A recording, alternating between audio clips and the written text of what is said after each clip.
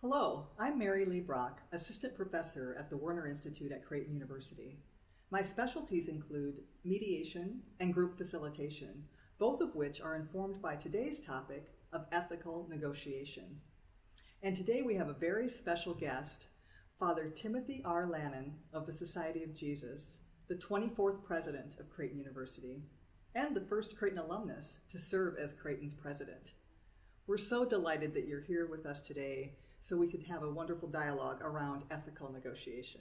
To get started, I thought it might be interesting to look at what does a worldview of Ignatian values inform ethical negotiation? I think the most pressing point would be this, that Ignatius believed in the goodness of creation, that all things are good, and in particular that people are good.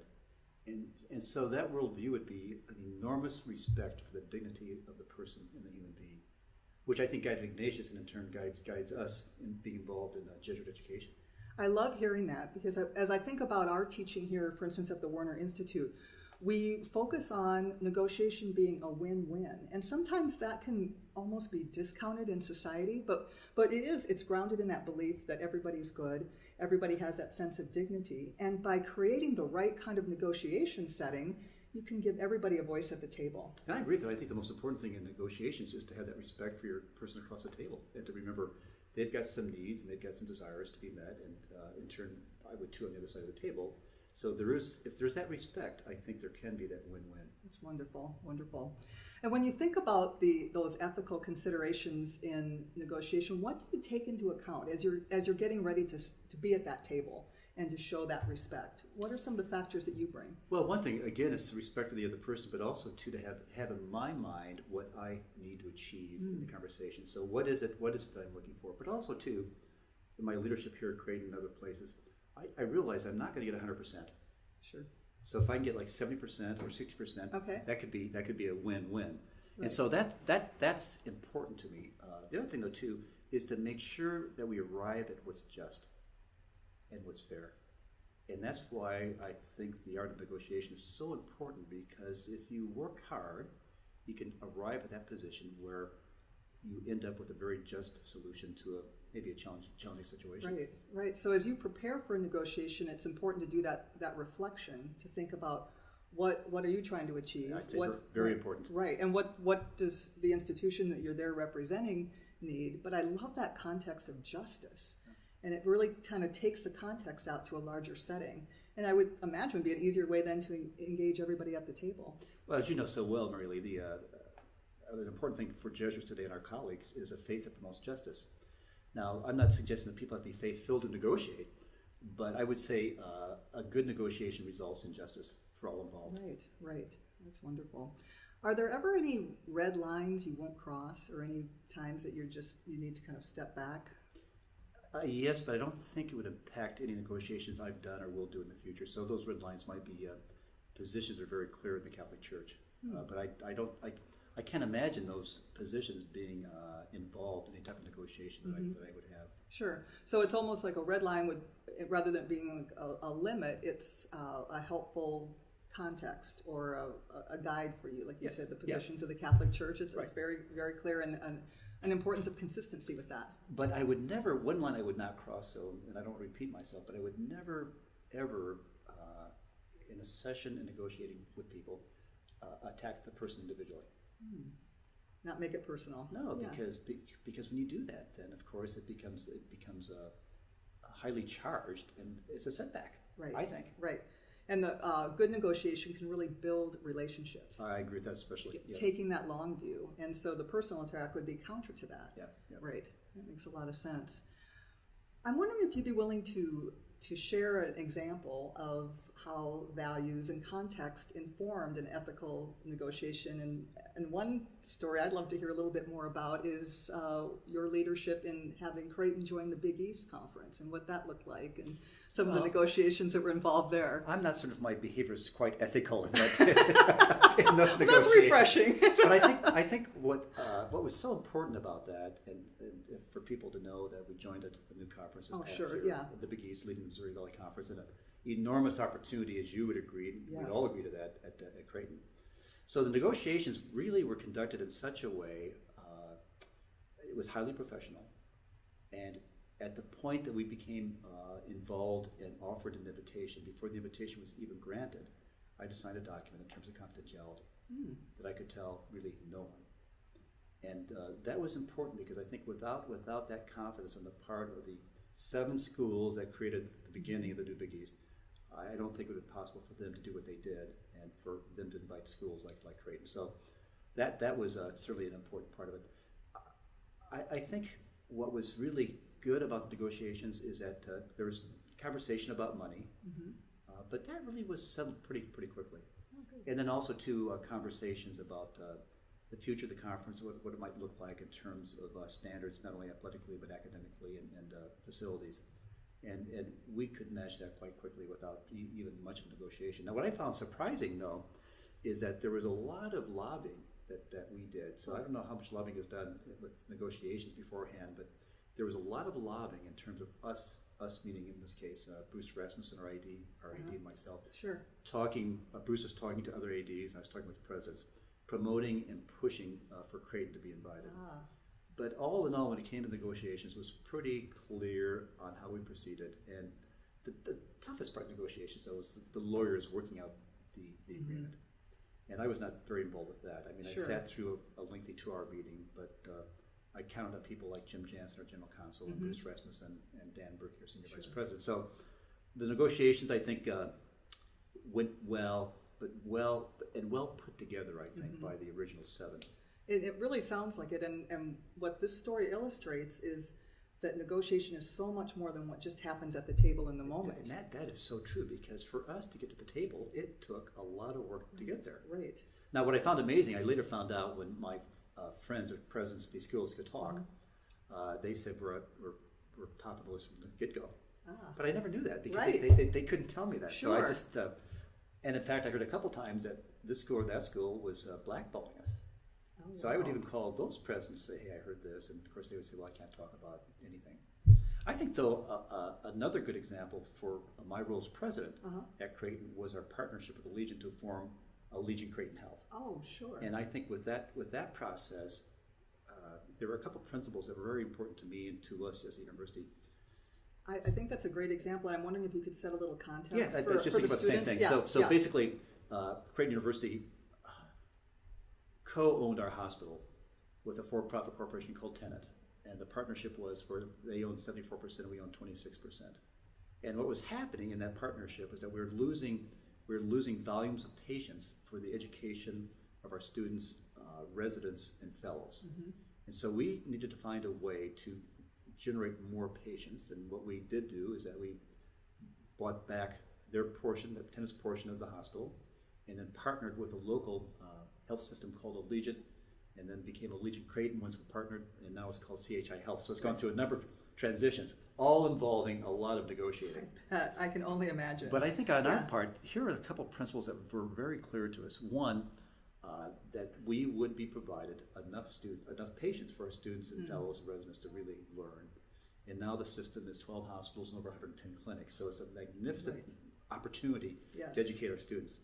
The second is to make sure that we cared for the poor, because as you know, we've been so committed to caring for the poor at our hospital, Creighton University Medical Center, as well as our dental school, and we wanted to make sure that would happen, which we negotiated and quite readily accepted by Allegiant on their part.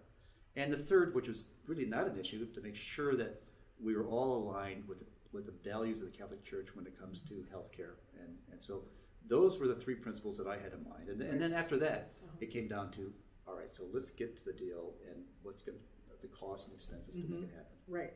But you could, having that discussion about the costs and expenses and facilities and logistics couldn't happen without that care for the poor, the concern for your students, being true to the Catholic values, and really knowing this was the right thing. Yeah, because without reaching agreement about those values, we would probably walk away from going to those next steps that you're talking about. Those next steps are important steps, and as you know too, it requires a lot of negotiating. But we were assured that this partnership was aligned with our values and our commitments. Right. And that can make it so long-lasting and so rich and important, and I can already see so many opportunities for growth with it because of that alignment. And this agreement is multiple decades. So talk about long lasting. Right, right.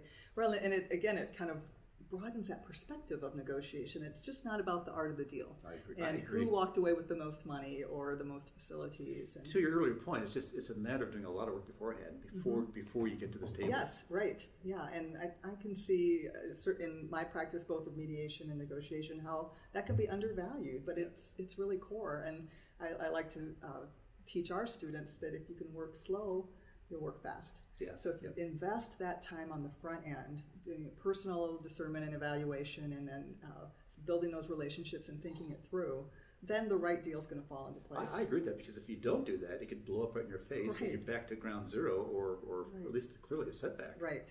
And I'm guessing that's challenging in the times that we all talk about how we're working at such a breakneck speed. Yeah. Yep. And how that can really be a barrier to negotiation. The relationships might not be as much as just all of the things that are on our plates and all the different ways we need to interact. I also appreciated your sharing about just the importance of having really good detail at the end, but then trusting your team to do that. You relied on the attorneys and the athletic directors that had particular expertise, and I'm guessing same true with the CHI deal. There's no question about that. So in both cases, with the Big East affiliation and the partnership with Allegiant, we the university really needed a strong team, which I'm biased, but we've got a very strong team. Yes. And if we didn't have the expertise, then we would find that expertise. So we'd go outside the university, or find that expertise inside the university with somebody on our faculty, or in other administrative areas. So there's no question about that. I think if you don't have the right team in place, you're not going to get to the deal. Right, and I think that that shows it's illustrative of your leadership, that you're willing and able to encourage lots of people on the team rather than having everything have to funnel through you. Well, it wouldn't work if it funneled through me. Well, I know, but trust me. I know, which is a very simple concept, but not one that everybody buys into. I know, but you and I would agree on this. I think without any hesitation, that is so critically important. It's not a one-person show. Right. It's a team. Right, and it's great then to have everybody be able to use their gifts and their talents, which also to me embodies Ignatian values. It does, and also too on the human side as well. An ownership, and to have the pride that, at least for me, and I'm sure everybody here, that we have these great accomplishments. Right. The pride, I don't mean sinful pride, but just that I was part of this. Right. I was able with others to make a nice contribution through this work, through this lobbying, through these negotiations, to bring about a wonderful change. At least I think in both cases, a wonderful change for Creighton. Right. It's celebratory pride, and pride in the legacy. In both examples we've just talked about, the Big East and the Creighton Allegiant, long-lasting, with so many opportunities, and you can only imagine what's going to be growing from that. And so I agree. I think wonderful things. Yeah, very exciting. Kind of, if we could go back to thinking about the preparation that we both have talked about, how we agree that that's so important. I'm wondering, as you're facing a negotiation, it might be a simple daily negotiation or something like really crafting a large long-term deal. What do you personally do to prepare? We talked a little bit about how you get That's a great question. Yeah. Well, I'm a religious person, a spiritual person, and one of the greatest gifts I think that St. Ignatius, the founder of the Jesuits, gave to the world are the spiritual exercises, and also to this process that we call discernment. And so for me, when I'm facing a situation, let's say a dilemma that needs to be resolved, and ideally through negotiations, I take time in being quiet and a prayerful consideration of the issues. And I run through those periods of being quiet, various scenarios. Okay. And I wait. And I'm an impatient person, but I try to force myself to wait. Okay. When I arrive at that scenario at which I'm at peace. Because for me, that's a confirmation from God. Now again, I'm a spiritual person, but that's a confirmation for me from God that this is the right way to go. Does that make sense? It does. I'm thinking about just decisions I've made in my own life, and when I have that sense of consolation, and also I know I'm not in it alone. I have my colleagues, my families, my friends, but also that I have a strong faith as well. And so I know I'm guided by the Holy Spirit or by God. And the times that I've made my best decisions and when I've engaged in some vulnerability and really let those that love me and care about me in. Yeah. Yes. And that can be scary. It can, because, well, you're making yourself, you're taking a risk. Right. But the other thing, too, that I'd like to talk about, and this is something, too, that I know that you personally embrace and professionally embrace, but St. Ignatius talked about the better good. And so there might be a couple of solutions that are good, but is there a better one among those good solutions? Sure. So oftentimes I ask myself in decision making or negotiating various issues, what's the better good for Creighton? What's the better good for our students? What's the better good for our faculty? Right. And to try to get that better good when it comes to reaching some type of an agreement. Right, and really kind of take one of the writers in my field, William Urey, asks us to go up to the balcony. Wow. Yeah, go up to the balcony and look, and that you're taking that kind of broader view, and that's how you can really carefully consider all of these wonderful options. But one of them is for the better. Yeah, and let me match in terms of scholars. Another person by the name of Ron Heifetz says the same thing. So right? this Ron is a psychiatrist. He's at the Harvard School of Government, Kennedy School of Government, and he talks about getting to the balcony and viewing everything going on and having a good knowledge of who the players are and the activities going on. Right. But as you said earlier, just to take that time, and you revealed that you're not a particularly patient person, plus your calendar's packed and your responsibilities are loaded, so it's a challenge to really have that discipline to do that. It is, but at the same time too, I like right now, I don't want to talk about it because it's current, but right now I'm dealing with a situation, excuse me, that needs to be resolved, and I've been sitting on it for a couple of weeks, and I'm still not there yet. But like today, I began to make a move that will probably precipitate a decision or an agreement. Right. Which is an important point. Even if we have the best of intentions and practice, there are times the situation itself, the timing is not going to be right. Exactly. And to kind of figure out what is the best way, how can I at least, as you were saying earlier when we started, treat everyone with dignity, give everyone a voice, be true to our own values. But you're so right about the timing, because this particular issue that I'm dealing with right now, it's a matter of when is the right time to make a decision. That is, and we just have to really kind of use our best instincts and trust. Trust. that is a really, it can be a challenge, but can really be wonderful. And I know for myself, I've learned so much in the times that I maybe didn't make the right choice, or it's hard to face those moments, but as long as I commit to being a learning person who is willing to grow, willing to accept feedback from others, and just that's, I can't, not every negotiation move can be perfect, but if I can learn from it and be in better service to others, I'm willing to do that. I agree completely, because I think for all of us, we're both leaders, and I think I'm a good leader. I think you're a good leader. But I know that you could probably be a little better, and I could be a little better. Yes, absolutely. And so that openness to growth, I think is really important. And we learn a lot about ourselves doing that when it comes to negotiating and about other people too. That's right. And just that's part of the joy of it. And and it can be exciting and tough to face it at times, but just a great way. And I always use it in a frame that it helps me serve better. And that helps me invite in that feedback and that opportunity for growth. Just another point I want to make though too is that I consider myself to be a very calm person, but on occasion I can sense this getting angry during a session of negotiating, and how important it is. At least I think it's important. You may think there might be a good tactic once in a while to do this, but to keep that anger suppressed, because if which I've never popped professionally. But if the anger gets out on the table, as we're talking earlier, it just makes a mess. So I think, as you're suggesting this too, the negotiator's got to know himself, herself really well, to make sure that the emotions don't get in the way to reach the outcome that's desired. Right. And to kind of build on that, the notion of emotion, I agree with you wholeheartedly about that, and it's about self-awareness because again, you were saying no personal attacks. Yeah. You want to keep the long-term relationships going, and that's so grounded in self-awareness, being prepared, taking a break when needed, but the emotions can't be ignored either. And I think that's a problem, I guess, in our society, that we believe that if we get to the facts and the figures and kind of work out a deal, then people will feel happy about it, so we can ignore the tough emotions at the table. We need to acknowledge our own tough emotions. Yes, and, I agree with that. And be compassionate to somebody else's. And I could bring it maybe to a mediation example. When I'm teaching the students in mediation, I just urge them to be authentic. Bring your authentic self to the table. Which is great advice. Right. But it has to be tempered. So you know me, I'm a very straightforward person. All too straightforward, I might add.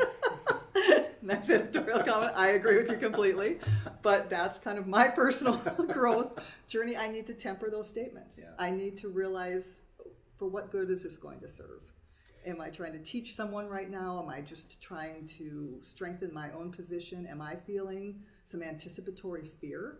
Am I feeling that who I'm trying to serve or what I'm trying to achieve, teaching opportunity for students, whatever, from your example, that's getting in the way, so I get a little too direct. I have to watch that. But we talked earlier about being reflective about ourselves, and you said the word or phrase self-awareness, which I think is really important and critical to good outcomes and successful negotiations.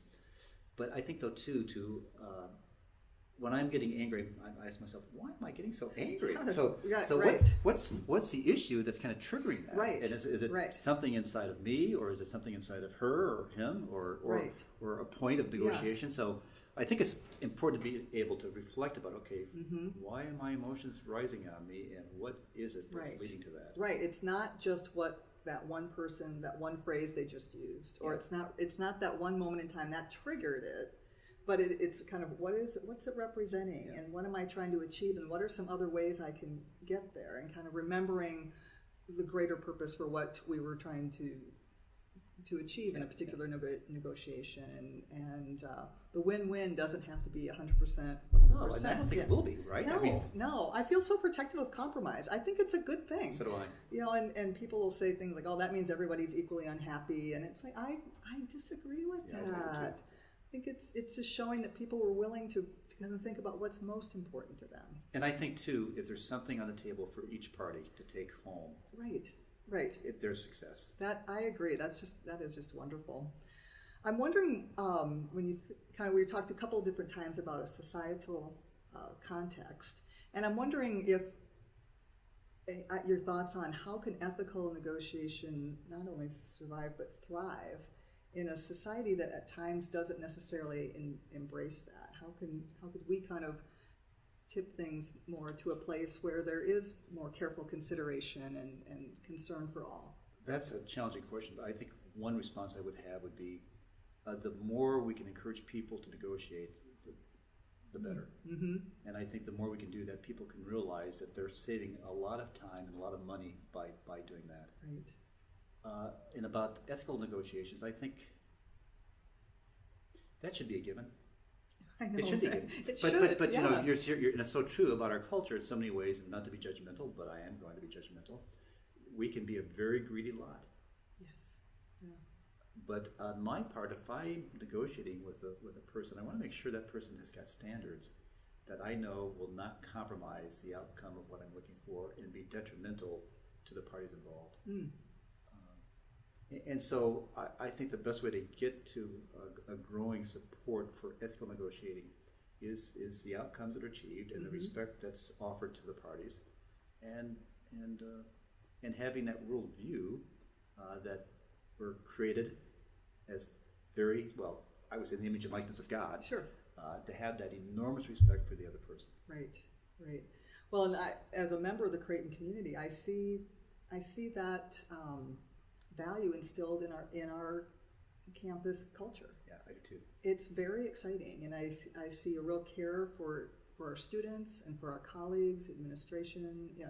It is. Yeah. And what I find even more remarkable is our online students have that same feeling. Oh, which yes. I just think that's just amazing that we're able, you and our other faculty members are able to create this Right. for our students who are online. Right, and it just, online is a perfect example where each student has his or her dignity intact. Yeah. They can speak their truth in a respectful way. Everybody has a voice. The care and concern that comes through of the students for each other and how well they know each other through the online environment. And they feel part of the community. Yes. Even though they may yes. be 1,000 miles away. Right, exactly. And I love that. And with this massive online course that we're doing, a way to engage our alumni and Yes, public yeah. to invite some of the amazing stuff that's happening here at Creighton. It's really wonderful. Well, we're Yeah. biased, but this is a special I place. know. I'll just luxuriate with that bias, indeed.